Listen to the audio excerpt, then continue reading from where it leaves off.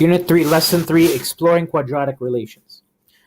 The graph shown below models the path of a ball thrown up in the air. The height is in meters and the time is in seconds. What is the maximum height reached by the ball? So if you look at the parabola, the very uppermost point is located right here. That's my maximum point. And it has a y value of 60 meters. So the y value is the height variable, and that is 60 meters. Now, if you look at part B, when did the ball reach the maximum height? We're looking for the time value.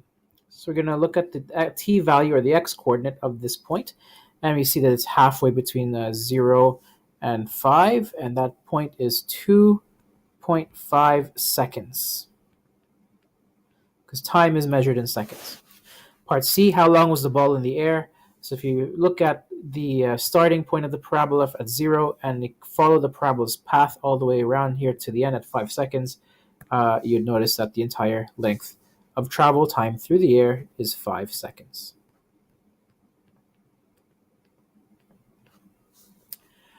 Complete the table below. Draw and label the features in the graph. So let's look at what is the axis of symmetry. The axis of symmetry is that imaginary line that crosses the vertex of the parabola. So here's the vertex of the parabola. Okay. It's that point where the parabola changes direction. It is also the minimum point. And I'm going to draw a dotted line, or a dashed line, through the vertex to indicate the axis of symmetry. And the axis of symmetry has an equation equivalent to its x value. It's the equation of a vertical line, x equals 1. So here I'm going to write axis of symmetry, x equals 1. The coordinate of the vertex is right here at 1, and we will say this is -9, halfway between -8 and -10, so -9. So 1, -9 as a coordinate. Is it a minimum or a maximum? Well, it is a minimum. And then the y-intercept, so where does the parabola cross this y-axis? Well, it's right here at -8. So the x-coordinate is 0 and the y-coordinate is -8. So express that as an ordered pair. And the x-intercepts, so for parabolas you can have up to 2 x-intercepts, and they are located right here at -2 and +4. So I will write x-intercepts at -2 and 0 and +4 and 0. Let's look at the graph next to it. So here, let's find the axis of symmetry. If I draw a dotted line through this maximum point up here, or its vertex, so here's the vertex. Maybe I could start with that. So the vertex is 2 and 16 as a coordinate. It is a maximum point this time, because there's no other value above 16. So this is the maximum. And now I can draw my axis of symmetry. And axis of symmetries go through the vertex. And the equation for my axis of symmetry is going to be x equals 2, the equation of the vertical line. So x equals 2. The y-intercept, I can see it's right here at 12, so I'm going to write that as a coordinate, 0 and 12. And the x-intercepts are located here at -2 and at +6. So -2 and 0. And +6 and 0. So the y-coordinates are 0 for each of them. Okay, let's move on to number 3. Use finite differences to determine whether each relation is linear, quadratic, or neither. So if you look at the first one, notice x goes in order, which is good. If I take the difference of two consecutive numbers, 6 minus 5 is 1, 7 minus 6 is 1, 8 minus 7 is 1, 9 minus 8 is 1. These are my first differences that you see here. Okay, and these first differences are all the same. When the first differences are the same, it is linear, a linear relation, not a quadratic. Looking at the second one, my differences are 4 minus 3 is 1, 7 minus 4 is 3, 12 minus 7 is 5, 19 minus 12 is 7. So far, not linear. These first differences are different. But if we look at the second differences, 3 minus 1 is 2, 5 minus 3 is 2, and 7 minus 5 is 2. The second differences are the same. So the second differences are the same, which means that this relation in this table of values is quadratic. It would produce the graph of a parabola. If I look at the last one, 1 minus 0 is 1, 8 minus 1 is 7, 27 minus 8 is 19, and 64 minus 27 is 37. Okay, not linear. So let's look at the second difference. 7 minus 1 is 6, 19 minus 7 is 12, and 37. I mean, look right away, you can see not quadratic either, so it's neither. So that's how you tell from a table of values. Look at the first and second differences. Let's go on to number 4. The table shows the height above the water of a person diving off a cliff. Graph the data on a grid and draw a curve of best fit. So I'm going to first draw the data on the grid. So I'm going to label my axes as time, t, and height in meters, and t is in seconds. And I need to plot these in half-second increments. So let's start here at 0. Each one will be 0.5. The next one is 1. This will be 1.5, then 2.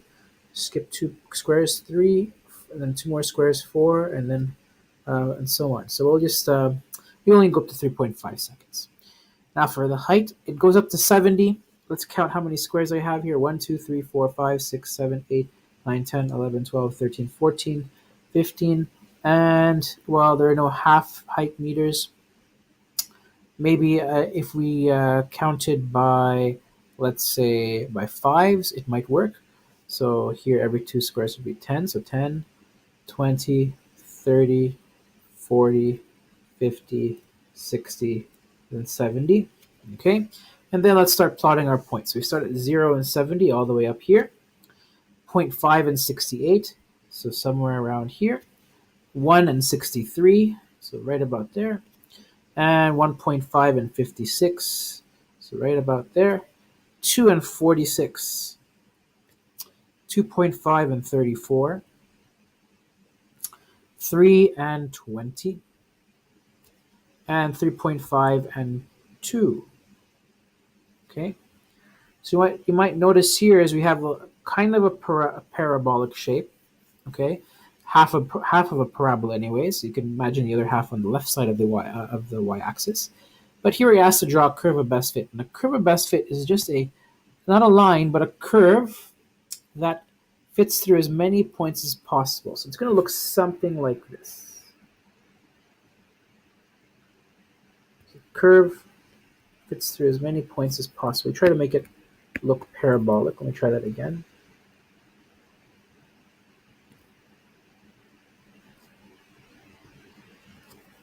Go quite like that. So something like that. Okay. So there's our curve of best fit, and we'll look at how we can determine equations of curves of best fit later on. All right. So what was the diver's initial height? So from the beginning of the graph, we can highlight this point. Its starting point is 70 meters. Approximately when does the diver hit the water? So if you assume the height of 0, meaning you're hitting the water, he's gonna hit the water somewhere just slightly after 3.5 seconds. So just immediately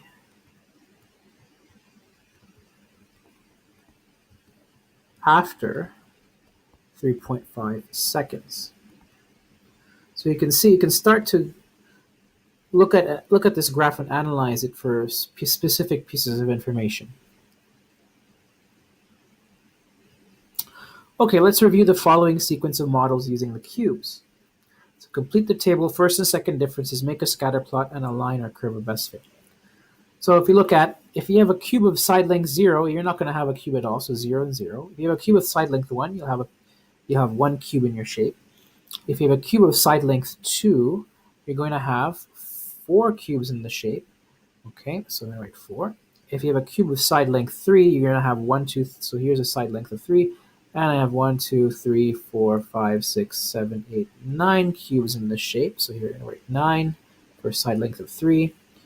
So what I mean by side length, these are the side lengths, right? Side length of 2 cubes, side length of 3 cubes.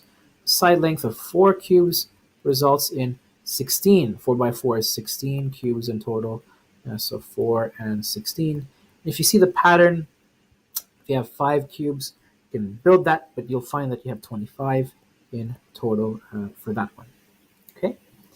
Now, if you do first differences, okay, and you look at this, 1 minus 0 gives me 1, 4 minus 1 gives me 3, 9 minus 4 gives me 5, 16 minus 9 is 7, and 25 minus 16 is 9.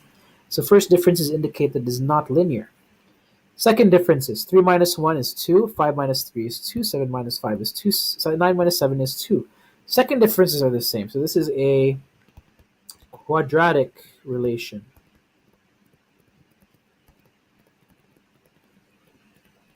Okay, and now I'm going to graph this. Well, I can say here this is a quadratic relation. So quadratic because the second differences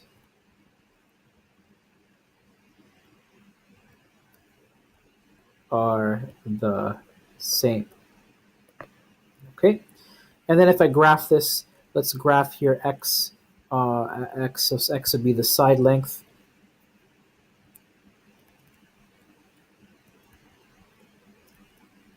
And let's here graph our y, the number of cubes.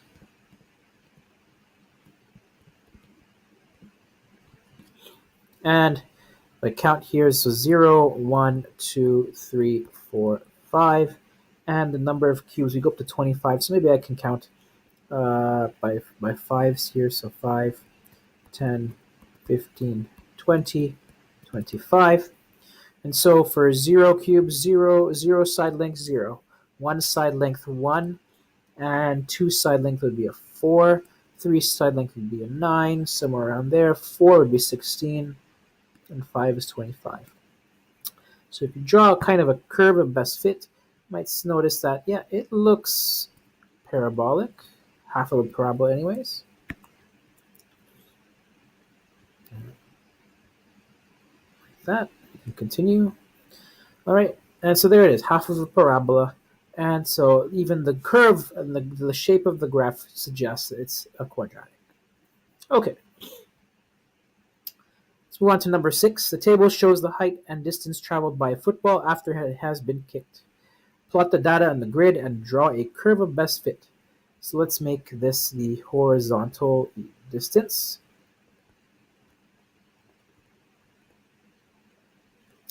And let's make the y-axis the height of the football. And this one is in feet. And horizontal distance is in yards. So so we go from 0 to 50. So let's count by tens here, every 2 squares. So 10, 20, 30, 40, 50. Height of the football goes up to 68. So how many squares do I have here? 1, 2, 3, 4, 5, 6, 7, 8, 9, 10, 11, 12, 13, 14, 15. So perhaps we can count by, let's count by, what do we count up here? We count by, 5. Let's count by 5s again. So here 10, 20, 30, 40, 50, 60, 70. Okay, and so we start at 0, 0. Let's use a different color. So 0, 0, 10 and 42, 20 and 68, 30 and 68, 40 and 42, and 50 and 0. So you can see some of these points here. These are mirrored points of each other. So somewhere down the middle, you're going to expect to find an axis of symmetry. Right about somewhere right here. Halfway between each of the points that you see. Okay? So our maximum point will be somewhere up here. Okay? So I'm going to draw a curve of best fit. So try and draw that parabola. Okay, so you're going to go, you don't know where the maximum point is exactly. But we do know it's going to be somewhere up here, and then it's going to turn around. So it's going to hit the axis of symmetry, turn around, come back to your points on the right side. And draw the parabola as best you can. Okay, So again, how do I know the axis of symmetry is over here between 20 and 30? It's 25. The reason why is because you look at the points; they're mirror images of each other, so they have to be the same distance from the axis of symmetry. So the only way that can be is if it's exactly the one square away from each side. Okay, so I'm talking about this distance, right? One square and one square, so you should have the axis of symmetry over here. So approximately what horizontal distance did the ball reach its maximum height? So it's going to be somewhere here at around 25. So 25 yards. At what horizontal distance did the ball land on the ground? So it landed here at 50. YDS, I'm just using it as a short form for yards. Approximately how high was the football at 15 yards? So if you look at here is 15. So on my graph, it's right about here at around 55 yards, 55 feet in height. So we'll write 55 feet. And then how far did the football travel in the air at the halfway point? So if you look carefully at the halfway point, you're above 70 now. Maybe it's around 73 or so feet. Okay, so here we'll write around 73 feet.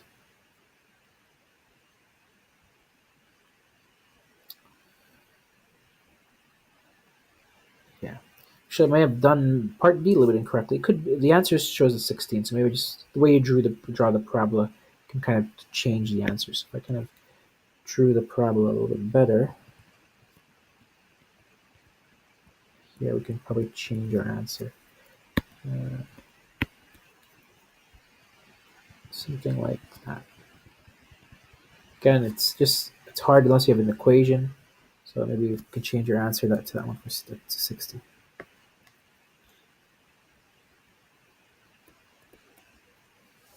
And it has to be mirrored on the right side too. So it should look something like that. And there we go. All right.